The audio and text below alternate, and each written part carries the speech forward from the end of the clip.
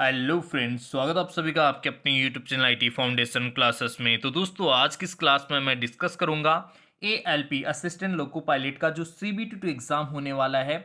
उसमें जो आपका इंजीनियरिंग ड्राइंग का पोर्शन है उसी में से देखिए एक चैप्टर है जिसका नाम है ज्योमेट्रिकल फिगर।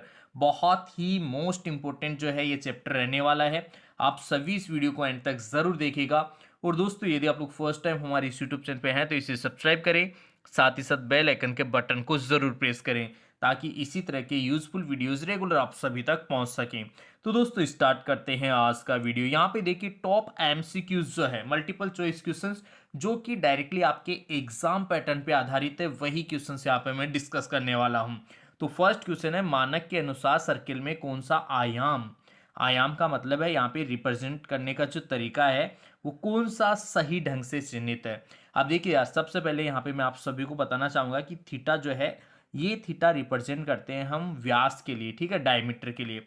अब डायमीटर आपको पता है, ये डायमीटर क्या होता है, ये जो रेडियस होती है, जैसे मान लो ये सेंटर है, ये रेडियस है, तो इसका डबल क्या होता है, व्यास होता है, जिसे हम डायमीटर कहते हैं, ठीक है। अब यहाँ पे देखिए यार, ये सेंटर से सिर्फ इसको रिप्रेजेंट कर रहा है, तो ये तो क्या हो गया, रॉन्ग हो गया।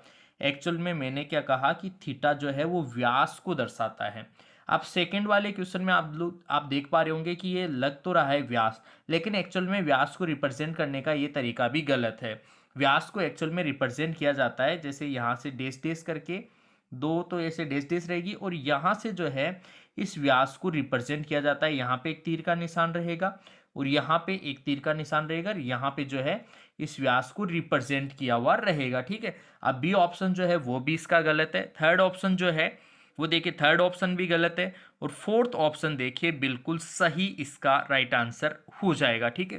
फोर्थ क्वेश्चन में जो है, फोर्थ ऑप्शन में जो है इसका व्यास को रिप्रेजेंट करने का, ये एक्चुअल में इसका मतलब है फाई का, यहाँ पे थीटा का जो मतलब है वो है व्यास। व्यास यहाँ से लेकर यहाँ तक का ये पूरा व्यास होता है। तो ये एरोसाइन और ये एरोसाइन, इसके बीच की जो ये डिस्टेंस है, दूरी जो है, इसको ये दर्शा रहा है। ये सही तरीका है व्यास को दर्शाने का। तो ऑप्शन डी जो है इसका करेक्ट आंसर हो जाएगा।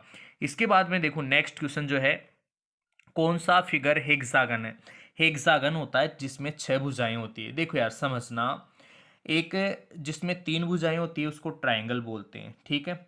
जिसमें 4 भुजाएं हैं वो क्वाड्रिलेटरल कहलाता है। क्वाड्रिलेटरल में बहुत सारे होते हैं, जैसे स्क्वायर है, वर्ग है, ठीक है, रेक्टेंगल मतलब जो आयत है वो है, रोम्बस समचतुर्भुज होता है, पैरेललोग्राम जो समलंब चतुर्भुज ये समांतर चतुर्भुज होता है।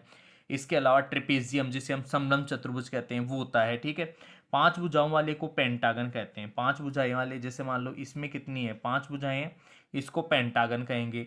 जिसमें 6 भुजाएं होती है उसे हेक्सागन कहते हैं। जिसमें 7 भुजाएं होती है उसे हेप्टागन कहते हैं, हेप्टागन, ठीक है। जिसमें 8 भुजाएं होती है उसे ऑक्टागन कहते हैं। जिसमें 9 भुजाएं होती है उसे नेनोगन कहते हैं, NANO, नैनो, GON, नैनोगन। जिसमें 10 भुजाएं होती है उसे डेकागन कहते हैं। अभी फिलहाल पूछा है हमसे हेक्सागन, ठीक है। हेक्सागन का मतलब है जिसमें 6 भुजाएं हो। तो इसमें देखो 3 4 5 6, 6 भुजाएं हैं, तो इसका राइट आंसर हो जाएगा ऑप्शन बी, ठीक है। आई होप कि आप लोगों को समझ में आ रहा होगा। नेक्स्ट देखो, देखिए फिगर में ऑब्जेक्ट का नाम क्या है। देखो यार, यहाँ से एक क्वेश्चन 100% आने के चांसेस है। इस ऑब्जेक्ट का नाम क्या है, इसका नाम। अब यहाँ पे देखो यार, इन दोनों क्वेश्चंस को मैं एक साथ समझाने का प्रयास कर रहा हूँ। अगर ऐसा हो जिसमें नीचे आधार हो और ऊपर एक पॉइंट के ऊपर सारी ऐसे लाइनें मिली हुई हो, इसको बोलते हैं पिरामिड। इसको क्या बोलते हैं, पिरामिड बोलते हैं, ठीक है। और जिस फिगर में, जिस ज्यामितीय आकृति में जैसा बेस मतलब जैसा फर्श हो वैसी ही छत हो, ठीक है, उसको बोलते हैं प्रिज्म। उसको क्या बोलते हैं, प्रिज्म, ठीक है। तो इस तरीके का कोई हो, जैसे मान लो एक ट्रायंगल में बना दूं, ठीक है, एक ट्रायंगल, ठीक है। इसके ऊपर ऐसे जो है इन लाइनों को मैं मिला दूं तो ये ट्रायंगुलर पिरामिड हो जाएगा, पिरामिड, ठीक है। ऐसे अगर मान लो एक मैं ट्रायंगल ऐसे बनाऊं, राइट, ये ट्रायंगल है, सेम ऐसा का ऐसा एक ट्रायंगल में ऊपर बना दूं और इसको ऐसे मिला दूं, तो ये प्रिज्म कहलाता है। ये प्रिज्म, जैसा बेस वैसा ही टॉप, ठीक है, जैसा फर्श वैसी छत, ये प्रिज्म कहलाता है। और ये ऐसा वाला ऊपर बिंदु है और बिंदु पे सारे कोणों को मिला देते हैं, ये पिरामिड कहलाता है, राइट। तो यहाँ पे देखो यार, अब ये बोल रहा है कि कौन सा पिरामिड है, तो कौन सा पिरामिड है इसका पता कैसे चलेगा। आप काउंट करोगे यहाँ से कितनी भुजाएं, 1 2 3 4 5 6 भुजाएं हैं। छह भुजाओं को अभी मैंने थोड़ी देर पहले बताया हेक्सा, क्या बोलते हैं, हेक्सा। तो हेक्सागन, हेक्सागन। और ये क्या है, पिरामिड है, तो हेक्सागन पिरामिड। अब कौन से ऑप्शन में है हेक्सागन पिरामिड, ऑप्शन बी में है। हेक्सागन को बोलते हैं षटभुज, पेंटागन को बोलते हैं पंचभुज, ऑक्टागन को बोलते हैं अष्टभुज, ट्रायंगल को बोलते हैं त्रिभुज। अब ये है हेक्सागन, छह भुजाओं वाले को षटभुज, छह भुजाओं वाले को षटभुज, इंग्लिश में बोलेंगे हेक्सागन। ऑप्शन 20 का राइट आंसर हो जाएगा। अब आप मुझे बता सकते हो कि यार इसमें भी देखो यार, 3 4 5 6 भुजाएं हैं, ठीक है, छह भुजाएं, तो ये भी क्या हो गया, हेक्सागन। लेकिन है क्या, एक्चुअल में प्रिज्म है, प्रिज्म। क्योंकि जैसा बेस वैसा ही छत, तो ये क्या है, प्रिज्म है। ऑप्शन 20 का राइट आंसर हो जाएगा। तो यहाँ इधर जो है ये हेक्सागन पिरामिड है और ये क्या है, हेक्सागन प्रिज्म है। तो इस क्वेश्चन में भी देखो यार, ये पूछा गया था प्रिज्म का नाम बताइए, ठीक है, प्रिज्म का नाम बताइए। तो ये कौन सा हो गया, हेक्सागन प्रिज्म हो गया। ऑप्शन 20 का राइट आंसर हो गया। नेक्स्ट क्वेश्चन देखो, देखो यार फिर से जो है प्रिज्म का क्वेश्चन पूछा गया है, ठीक है, और बोल रहा है कि पंचभुज प्रिज्म को पहचानो। पंचभुज कौन सा है, ये क्या पंचभुज है क्या यार, इसमें तो देखो यार चार भुजाएं हैं, तो ये तो रेक्टेंगल की जैसी है और चारों भुजाएं, तो ये रेक्टेंगुलर प्रिज्म है, ना कि पेंटागन प्रिज्म, ठीक है, तो ये ऑप्शन गलत हो गया। नेक्स्ट देखो, इसमें भी चार भुजाएं हैं, ये स्क्वायर की जैसी है, तो ये स्क्वायर प्रिज्म है, स्क्वायर प्रिज्म, वर्गाकार प्रिज्म है, ये स्क्वायर प्रिज्म, वर्गाकार प्रिज्म, ठीक है। नेक्स्ट वाला देखो, सी ऑप्शन में ट्रायंगुलर प्रिज्म है, त्रिभुजाकार प्रिज्म बना हुआ है, ठीक है। और डी ऑप्शन देखते हैं, डी ऑप्शन में देखो बिल्कुल पांच भुजाएं हैं, तो ये पंचभुज पेंटागन प्रिज्म है। कौन सा प्रिज्म है, पेंटागन प्रिज्म। ऑप्शन डी इसका राइट आंसर हो जाएगा, ठीक है। नेक्स्ट क्वेश्चन देखते हैं, नेक्स्ट क्वेश्चन है ये रहा, रेखा चित्र में दर्शाए त्रिभुज कौन सा है, कौन सा त्रिभुज है यार, ये तो कोई भी बता देगा, जिसमें 90 डिग्री हो उसको हम समकोण त्रिभुज कहते हैं, राइट एंगल ट्रायंगल, समकोण त्रिभुज, जिसमें 90 डिग्री हो समकोण त्रिभुज, ठीक है। सारी भुजाएं समान हो उसको बोलते हैं रेगुलर या समबाहु त्रिभुज, जिसमें केवल दो भुजाएं बराबर हो, आपस की दो भुजाएं बराबर हो, दोनों के सामने के कोण भी बराबर होंगे, वो समद्विबाहु त्रिभुज कहलाता है। और तीनों भुजाएं अलग अलग हो, तीनों भुजाएं अलग अलग हो, वो विषमबाहु त्रिभुज कहलाता है, विषमबाहु। और जिसमें एक कोण 90 डिग्री हो वो हमेशा समकोण त्रिभुज कहलाता है, राइट एंगल ट्रायंगल कहलाता है, ठीक है। जिसमें एक कोण 90 डिग्री से ज्यादा का हो, ज्यादा का हो, 90 डिग्री से ज्यादा का, उसे अधिक कोण त्रिभुज हम बोलते हैं। तो इस क्वेश्चन में फिलहाल ये 90 डिग्री है, तो समकोण त्रिभुज, ठीक है। चलो बढ़ते हैं नेक्स्ट क्वेश्चन की ओर। नेक्स्ट क्वेश्चन देखो, इजी सा क्वेश्चन है, बोल रहा है रेखा चित्र में दी गई त्रिभुज का प्रकार। अब दो भुजाएं क्या है, बराबर है, इनके सामने का कोण भी बराबर है। अभी मैंने कहा इसे बोलते हैं समद्विबाहु त्रिभुज। कौन से ऑप्शन में है समद्विबाहु त्रिभुज, ये रहा आइसोसेलेस, आइसोसेलेस इंग्लिश में बोलते हैं और हिंदी में बोलते हैं समद्विबाहु त्रिभुज, आइसोसेलेस ट्रायंगल। ऑप्शन डी इसका करेक्ट आंसर हो जाएगा। नेक्स्ट क्वेश्चन है, दिए गए चित्र का नाम बताओ, इस चित्र का नाम बताना है। देखो यार समझिएगा, अब ये हो सकता है किसी कैंडिडेट को ये समांतर चतुर्भुज लगे, बट ये समांतर नहीं है, समांतर तो है, लेकिन इसमें ऑप्शन में देखो ये समचतुर्भुज भी है। अब समचतुर्भुज पता कैसे चलेगा, देखो यार अपने जितने भी ज्योमेट्रिकल फिगर्स होते हैं, ज्यामितीय रचनाएं होती है, उसमें केवल दो ही रचनाएं ऐसी होती है जिनके जो विकर्ण है ना आपस में 90 डिग्री का कोण बनाते हैं। एक होता है समचतुर्भुज, तो ये समचतुर्भुज है, और एक होता है वर्ग, वर्ग के अंदर भी जो विकर्ण होते हैं आपस में 90 डिग्री का कोण ही बनाते हैं। एक तो वर्ग और एक ये रहा अपना समचतुर्भुज। तो यहाँ 90 डिग्री का कोण है और आमने सामने के एक दूसरे को परस्पर दो भागों में काट रहे हैं, ठीक है। और ये चारों भुजाएं बराबर है, या फिर 90 डिग्री से ही कंफर्म है कि ये चारों भुजाएं क्या होगी, बराबर होगी।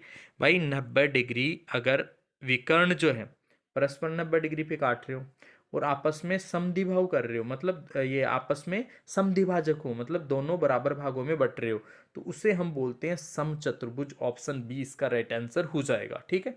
आई होप कि आप लोगों को समझ में आया होगा। चलो देखते हैं नेक्स्ट क्वेश्चन, दिए गए ऑब्जेक्ट का नाम बताओ। ऑब्जेक्ट का नाम, इसको तो देखते हैं आपको पता होना चाहिए कि दीर्घवृत्त है। क्या है, दीर्घवृत्त। दीर्घवृत्त में दो अक्ष होते हैं, एक होता है लघु अक्ष, एक होता है दीर्घ अक्ष। इस अक्ष को बोलते हैं दीर्घ अक्ष और इस अक्ष को बोलते हैं लघु अक्ष, छोटा अक्ष, ठीक है। अंडाकार आकृति होती है इसकी, इसको बोलते हैं दीर्घवृत्त, इंग्लिश में बोलते हैं एलिप्स, इंग्लिश में क्या बोलेंगे, एलिप्स। तो ऑप्शन बी इसका करेक्ट आंसर हो जाएगा। इसके बाद में देखो नेक्स्ट क्वेश्चन जो है, दिए गए चित्र में दिखाई गई रेखा आर एस क्या है। आर एस, ये जो रेखा है ना आर एस, इसको क्या बोलेंगे, ये रही आर एस। तो ये स्पर्श कर रही है एक बिंदु पे, इसको बोलते हैं टेंजेंट स्पर्श रेखा। या फिर देखो यार, देखो वैसे तो यहाँ पे जो है टेंजेंट ऑलरेडी डायग्राम में लिखा हुआ था, तो हो सकता है आपके एग्जाम में जब आए वहाँ लिखा हुआ ना हो। इसे टेंजेंट लाइन बोलते हैं, स्पर्श रेखा बोलते हैं। याद रखिएगा कि स्पर्श रेखा जो है वर्त के केंद्र से मिलाने वाली जो त्रिज्या होती है उसके ऊपर बिल्कुल 90 डिग्री का कोण बनाती है उसके साथ में, ठीक है। 90 डिग्री का कोण बनाती है, टेंजेंट स्पर्श रेखा इसको हम बोलते हैं। इसके बाद में देखो नेक्स्ट क्वेश्चन है, बहुत ईजी सा है ये तो। एक वर्त के केंद्र से परिधि के तक की दूरी, ये परिधि है और ये केंद्र है, इस केंद्र से परिधि के बीच की दूरी को हम त्रिज्या बोलते हैं। क्या बोलते हैं? त्रिज्या, रेडियस। ऑप्शन 20 का राइट आंसर हो जाएगा। इसके बाद में देखो नेक्स्ट क्वेश्चन है, रेखा चित्र में दी गई तीर द्वारा दर्शाया गया विमा। तीर द्वारा किसको दर्शा रहे हैं? अभी यार मैंने बताया था आपको कि ये तीर द्वारा इसको दर्शा रहे हैं, तो इसको क्या बोलेंगे? व्यास बोलेंगे। तो ऑप्शन डी जो है इसका राइट आंसर हो जाएगा, ऑप्शन डी, ठीक है। करेक्ट आंसर हो गया ऑप्शन डी। नेक्स्ट और लास्ट क्वेश्चन इस चैप्टर का देखिए, चित्र में दिखाए गए प्रिज्म का नाम बताओ यार। प्रिज्म का नाम अब आप आई थिंक आप लोग बता दोगे कि ये वर्गाकार है और ऊपर का भी वर्गाकार है, तो वर्गाकार प्रिज्म हो जाएगा। वर्गाकार, वर्गाकार को हम इंग्लिश में बोलते हैं स्क्वायर। इंग्लिश में क्या बोलते हैं? स्क्वायर, वर्गाकार। ये याद रखना यार, हिंदी और इंग्लिश दोनों वर्ड आपको पता होना चाहिए। वर्गाकार हो जाएगा, ठीक है। वर्गाकार जो है प्रिज्म, ये हो जाएगा ऑप्शन डी इसका राइट आंसर हो जाएगा। तो इस तरीके से देखो, ज्यामितीय रचनाओं में से रिलेटेड जो है मैंने बहुत ही अच्छे क्वेश्चन एमसीक्यूज आप लोगों को बताएं। हाँ, मैं समझ सकता हूँ कि सारे के सारे क्वेश्चंस कवर नहीं हो पा रहे क्योंकि टाइम अब इतना है नहीं यार, लेकिन जितना भी अब ये छोटा सा वीडियो मैंने आप लोगों के लिए बनाया है, लगभग 10-11 मिनट का ये वीडियो हुआ है, तो इसमें देखो एक लगभग 8-10 क्वेश्चन जो है मोस्ट इंपॉर्टेंट मैंने डिस्कस किए हैं। ऐसे क्वेश्चंस वहाँ एग्जाम में देखने को मिलेंगे, तो आप लोग जो है ज़रूर ऐसे क्वेश्चन जो है सारे के सारे तैयार करके जाइए। हाँ, इसके अलावा और भी बहुत सारे इंपॉर्टेंट जो है सिंबल से रिलेटेड मैंने काफ़ी वीडियोस वगैरह बना रखे हैं, वो सारे के सारे वीडियोस आप लोग जो है इस वीडियो के डिस्क्रिप्शन बॉक्स में जाके उसका लिंक मैंने दे रखा है। इसके अलावा एक मैराथन क्लास भी मैंने अपलोड कर रखी है, वो भी आप लोग ज़रूर देखिए। तो सारे के सारे जो भी ड्राइंग के वीडियोस है वो मैंने इस वीडियो के डिस्क्रिप्शन बॉक्स में उन सभी की लिंक डाल रखी है, वहाँ पे जाके आप लोग जो है सभी वीडियोस को वॉच कर सकते हो अच्छे से। जो आपका ड्राइंग का पेपर है LP CBT 2 उसकी तैयारी कर सकते हो। तो दोस्तों फिलहाल इस वीडियो में इतना ही, मिलेंगे आपसे नेक्स्ट वीडियो में, तब तक के लिए आप सभी को बहुत बहुत धन्यवाद।